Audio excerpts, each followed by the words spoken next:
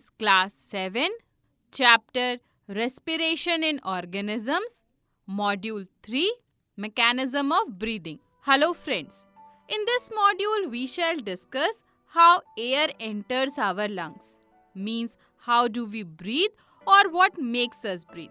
We shall also discuss that what we breathe out along with the air during exhalation. So let's understand with an activity that how does air enter our lungs when we inhale and how does it come out when we exhale. But first of all, let me tell you a structure. There is a muscular structure below the lungs. It is called diaphragm. See, this is diaphragm. When the diaphragm contracts, the volume of the chest cavity, that means the space where lungs are present, increases. So when the diaphragm contracts, the volume of the chest cavity increases. And when the diaphragm relaxes, the volume of the chest cavity decreases. There is an important role of diaphragm in inhalation and exhalation. Let's understand this with an activity. For this activity, first of all, take a transparent plastic bottle and cut its bottom part. Make a hole through the bottle cap. Now take two deflated balloons, means balloons without air, and tie them at the two forked ends of a Y-shaped glass or plastic tube. Introduce the tube fitted with the two deflated balloons from the cut end of the bottle and pass the tube through the hole in the cap. Use some plasticine to seal the cap and make it airtight. Now take a thin sheet of rubber and tie it at the open base of the bottle. Our apparatus is ready. In this apparatus, the space inside the bottle represents the chest cavity and the balloons represent the lungs, whereas the rubber sheet represents the diaphragm. Now, pull the rubber sheet downwards. What do you observe? The space inside the bottle increases, thus lowering the air pressure inside the bottle. Now, due to decrease in air pressure, the air from outside rushes in through the Y-shaped tube into the balloons, due to which the balloons get inflated. Similarly, we inhale air during breathing. During inhalation, when diaphragm moves downwards, the lungs are filled with air. Now what happens when we push the rubber sheet upwards? The space inside the bottle decreases. As a result, the air pressure inside the bottle increases. This pushes out the air inside the balloons through the tube, due to which the balloons get deflated. Their size decreases, and this is how we exhale air during breathing.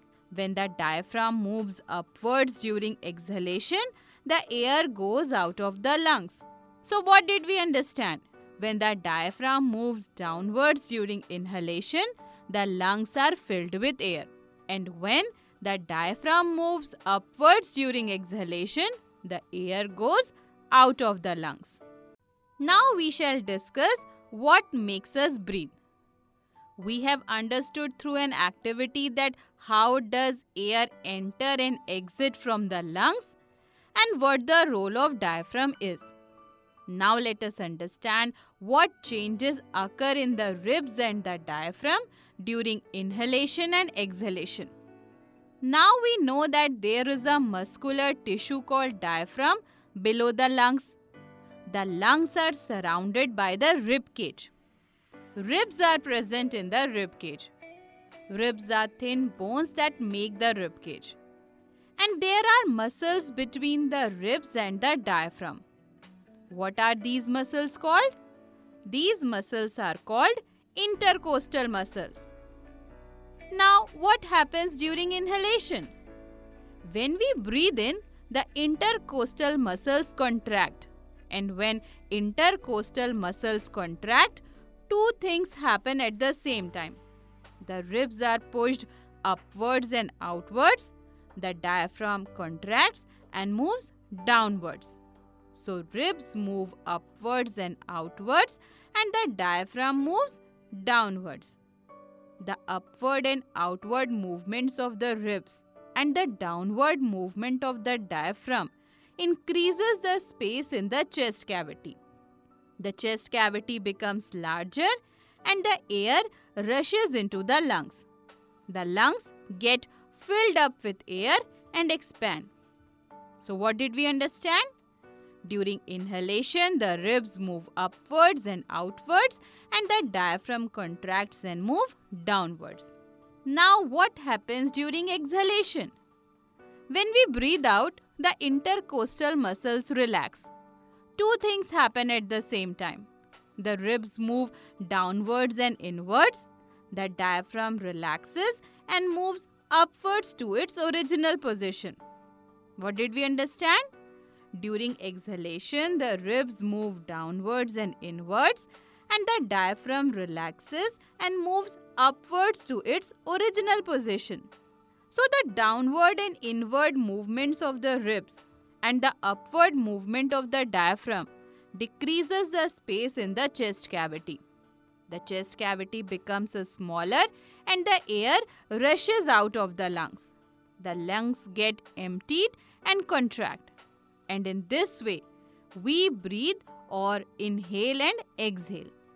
So, in breathing, exhalation and inhalation, ribs, diaphragm and intercostal muscles play an important role.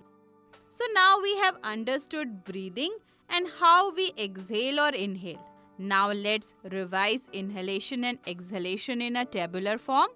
In inhalation, the air rich in oxygen flows into the lungs. During exhalation, the air rich in carbon dioxide is forced out of the lungs. During inhalation, the ribs move upwards and outwards, and during exhalation, the ribs move downwards and inwards. During inhalation, the diaphragm contracts and moves downwards, and during exhalation, the diaphragm relaxes and moves upwards. During inhalation, the volume of the chest cavity increases, and during exhalation, the volume of the chest cavity decreases. During inhalation, the lungs expand and their volume increases, and during exhalation, the lungs contract and their volume decreases. So now you have understood how we breathe. Now, if I ask you, how do the diaphragm and ribs move when we inhale air? What would be your answer? Absolutely correct. When we inhale, the diaphragm contracts and moves downwards and the ribs move upwards and outwards. Now friends, we shall discuss what we breathe out. When we exhale, the air comes out. And what does this air contain? What we breathe out. Let's understand this through some activities. First activity. For this activity, take a clean glass or plastic bottle. Make a hole in its lid and fix it on the bottle. Now take some lime water. Lime water is easily available in your school laboratory. So pour some freshly prepared lime water in the bottle. Now insert a plastic straw through the hole in the lid in such a way that it dips in lime water. Our apparatus is ready. Now blow gently through the straw for a few times, maybe 4 to 5 times. What do you observe? You observe that the lime water in the glass or plastic bottle turns milky. Why does it turn milky? When lime water comes in contact with carbon dioxide, a reaction occurs due to which the lime water turns milky. It means that the air we blew through the lime water had carbon dioxide in it. This carbon dioxide, when comes in contact with lime water, turns the lime water milky. So we can say that exhaled air contains carbon dioxide gas. So exhaled air contains carbon dioxide gas that turns lime water milky. Let's do another activity. For this activity, take a clean mirror and blow air through your mouth on its surface. What do you observe?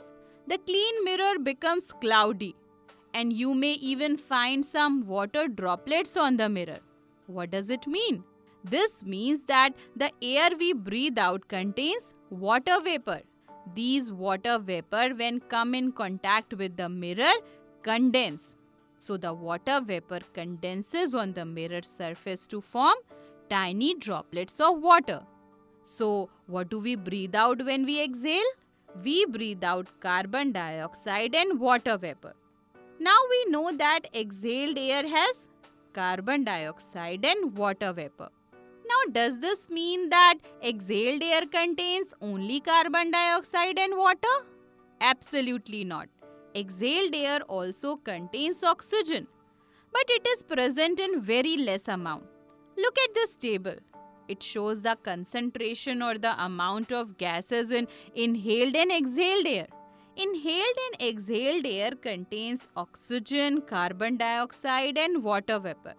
All of these. But their amount or concentration is different. Inhaled air is oxygen rich.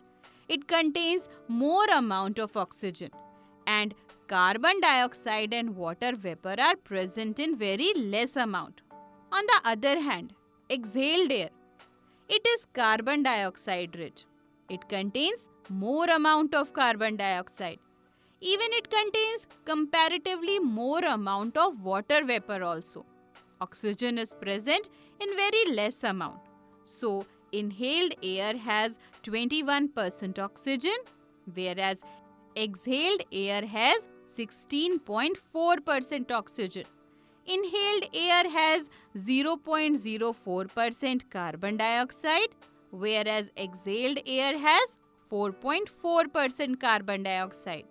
The amount of water vapor in inhaled air is very little, whereas the amount of water vapor in exhaled air is a lot. So now next is sneezing. Have you ever thought why do we sneeze? Let me tell you. The air around us contains various unwanted particles such as smoke, dust, pollens, etc.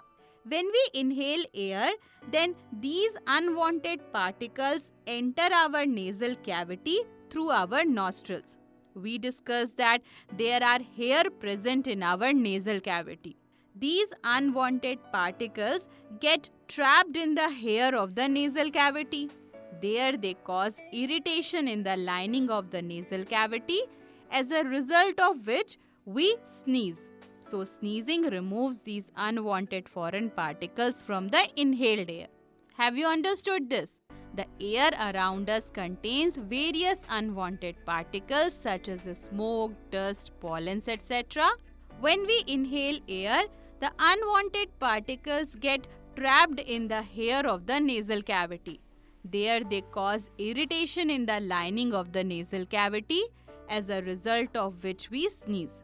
Sneezing removes these unwanted foreign particles from the inhaled air. Now we have discussed external respiration or breathing and internal respiration or cellular respiration in detail. Let's now revise their differences in a tabular form. Breathing. Breathing is a physical process in which the exchange of gases, oxygen and carbon dioxide takes place. No chemical reaction takes place. Cellular respiration is a biochemical process in which the breakdown of food takes place. In breathing, energy is not released, whereas in the process of cellular respiration, energy is released. Breathing occurs outside the cells. Cellular respiration, it occurs inside the cells. Enzymes are not involved in the process of breathing, whereas enzymes are involved at certain stages of respiration. Now friends, it's time to quickly revise what we have learnt. The inhaled air contains more amount of oxygen and very less amount of carbon dioxide and water. The exhaled air contains more amount of carbon dioxide and less amount of oxygen and water vapor. Sneezing removes the unwanted foreign particles from the inhaled air, and the process of breathing and cellular respiration are different from each other. So friends, with this, we have completed this module. Now it's time to move on to the exercises. And do remember to write the answers of all the given questions in your notebook. Exercises Module 3.